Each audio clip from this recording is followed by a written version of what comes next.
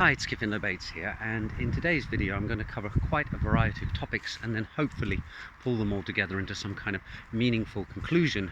As a result, it's probably going to be a fairly long video, so bear with me. And what I want to start off with is looking at Bitcoin and money in the terms of dollars or euros, and looking at gold, because they all have different properties and some similarities and some differences. And so what I first want to do is back up a bit and look at the economic definition of money. And the idea of money is that it satisfies three conditions. It's meant to be a unit of accounting, it's meant to be a store of value, and it's meant to be a medium of exchange. So we'll look at the last one first, medium of exchange. The whole idea behind money is to simplify the method of bartering. If you have 100 goods and you have a community that trades them with each other, without money you end up with a 100 by 100 matrix in order to be able to compare the two. Now you can cross out the diagonal because something is equal to itself, and it's symmetric across the diagonal, so you lose half of that too. So for our 100 goods case, you end up with 4,950 entries in the bartering table that you're interested in. And that's an awful lot to memorize.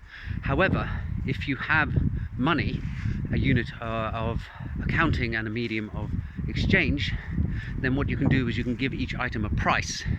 And as an intermediary, in a way, the money allows you to work out how much one thing is worth relative to another. So now, instead of having a 100 by 100 table, you have just a column. You have the items down the row, in the rows rather, and you have price in your local currency at the top of the column. So that's quite a saving, going from 4,950 entries down to just 100. And if you want to work out the relative value of two items, well, you look them both up in the table and they each have a price, and you divide one by the other, and Bob's your uncle. Now you know how much one is worth relative to the other one. So when it comes to being a unit of accounting, things like Bitcoin are not very useful because they're so volatile. Their price relative to traditional currencies fluctuates immensely, and nobody wants a currency where one day you go down the shop and it costs X Bitcoins to buy a cup of coffee, and then 2 hours later it costs 3X to buy the same cup of coffee. So this is one thing that traditional currencies have an advantage over Bitcoin in, is that generally speaking, unless your country's currency is going through an absolute crisis, the prices of things stay relatively similar. As long as inflation isn't terrible, you will expect a can of Coke or a cup of coffee to cost pretty much the same tomorrow as it does today, and in a month's time. It's just in years that you'll see that the price changes dramatically. So it's not really dramatic. So Bitcoin definitely doesn't tick that box. The third purpose, store of value. So the idea there is that if you have some goods and you sell them for money, you don't have to spend that money immediately. You can hold on to it so that at some point in the future, when you need something else, you can buy it. And currencies over time lose value because of inflation. So they're reasonable stores of value for the short to medium term, but not so great in the long term. And that's why most people don't keep their money in big bags under their bed. You try to find somewhere to invest it in order to make sure that it retains its value or even increases in value. This is where something like gold steps in. It has had price fluctuations over time, but it's historically been a reasonable way of storing value. However, it's also an expensive way of storing value in terms of the environmental damage that mining does, and in terms of the energy that has to be expended in order to produce more gold over time. And people sometimes pipe up and say, but gold has utility, it's got industrial purposes. Well, if you look up the figures, you'll see that about 10% of the gold that we mine is used for industrial purposes. The other 90 is as a store of value, or in terms of jewelry, which is something else that is raised, in order to show off the fact that you are wealthy, or as some kind of signifier anyway. And I don't think a societal signifier really qualifies as utility in the traditional sense. Plus, jewelers will tell you that working with gold is a pain in the neck. It's not a particularly pleasant or useful metal to work with. There are plenty of other better options out there. It just happens to be that because it's used as a store of value, people like to use it for show. So actually that is one advantage that gold does have over Bitcoin, though. You can't wear your Bitcoin around your neck or as a ring on your finger. So Bitcoin also functions as a store of value. Now, this wasn't the original intention. It was initially put forward as a peer-to-peer form of digital or electronic cash. However, it has evolved into something else. Well, evolved, I don't think it ever really was a decent payment system or payment method. The problem is that an individual transaction is too expensive in order to buy something with. Recently, a couple of people bought copies of my book using Bitcoin.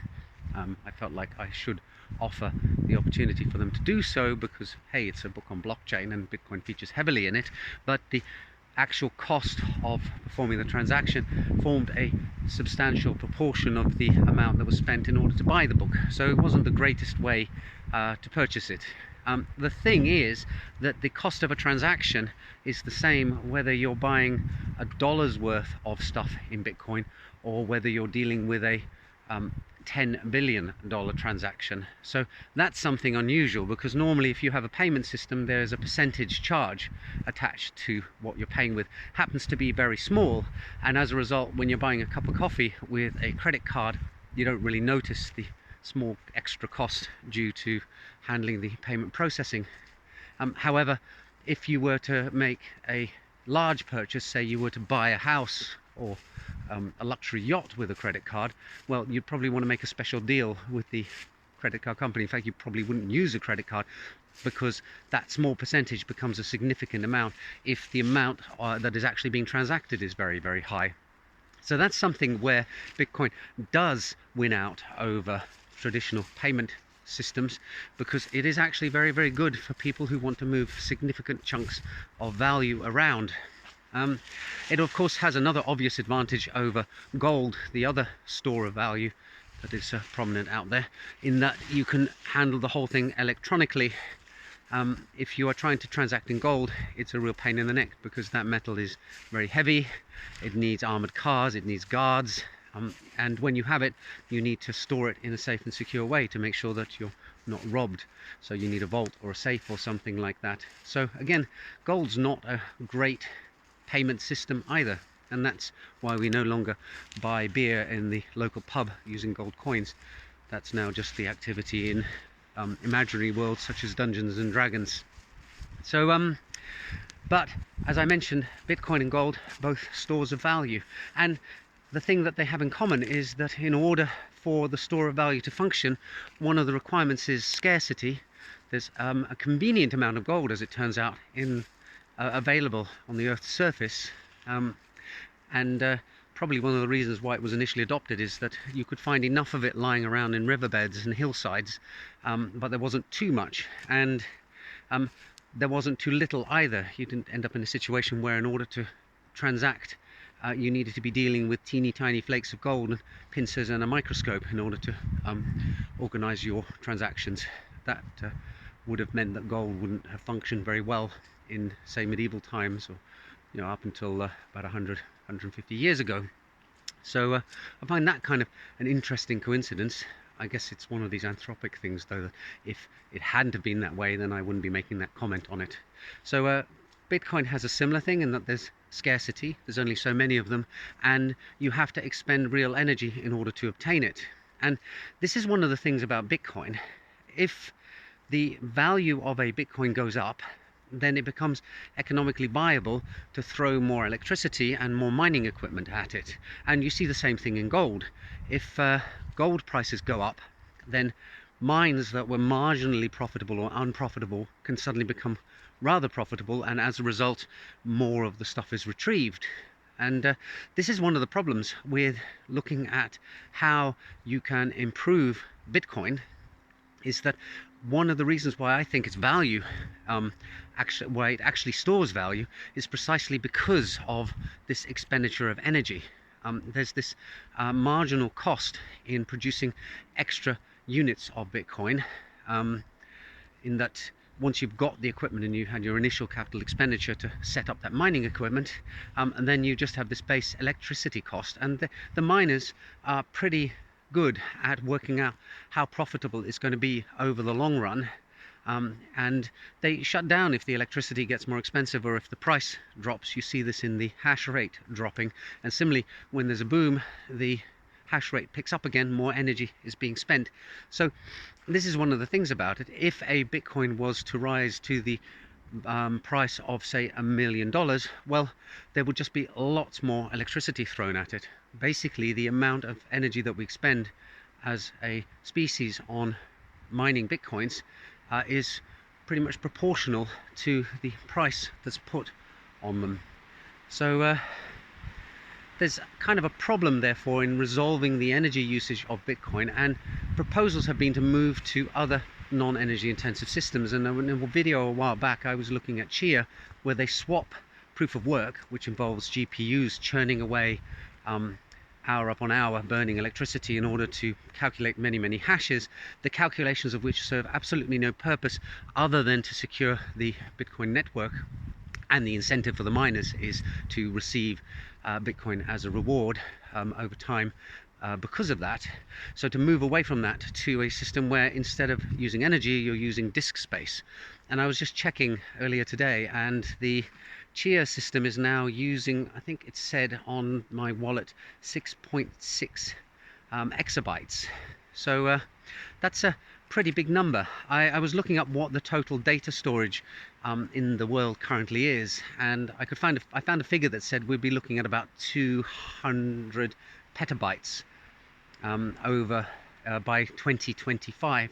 Well, if Chia continues growing at the rate it does, we could end up with 0.1%, maybe even 10% of the disk drives in the world actually being used just to store these Chia plots, which is complete gobbledygook data that is purely only required in order to farm, they use the term farm rather than mine, Chia tokens. And disk drives, okay, they don't cost as much energy to run as it does to run a GPU, but it still takes some electricity, and the fact is, of course, it takes energy to produce the things in the first place.